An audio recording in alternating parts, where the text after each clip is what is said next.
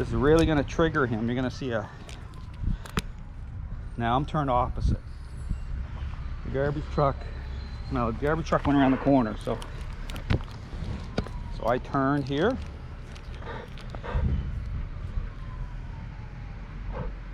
So the garbage truck, I guess, is going to go down the other street before they get to my house. But you saw that moment what I did there. I spun, I turned with him, turn here again, starting to interrupt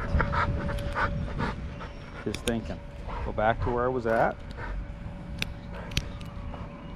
This really helps take a lot of stress off of him, because the whole thing, this is still a de-stressing exercise. So even here, traffic goes by, I tap a little bit.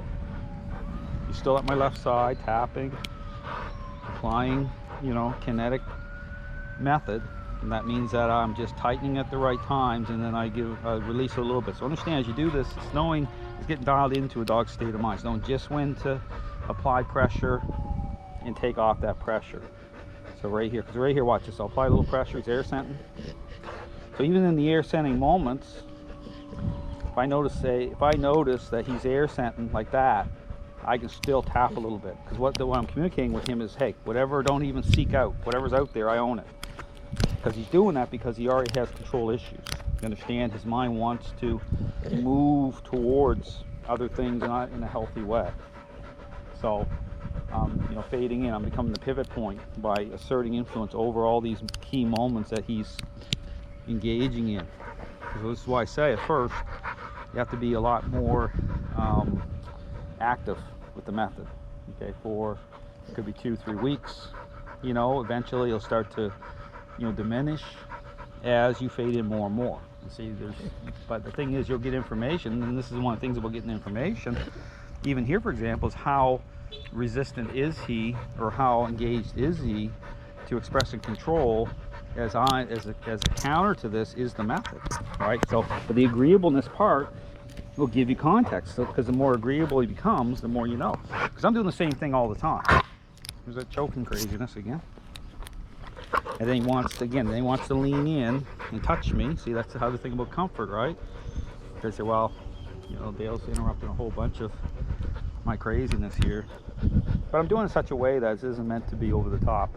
This is meant to make sense to him. So, same thing. See, he's air sent, just a little tap, stands up, bring him back into right beside me. Now he's gonna go into a little challenge state. It's like having a little baby fit. Because it's all about, this is a power play.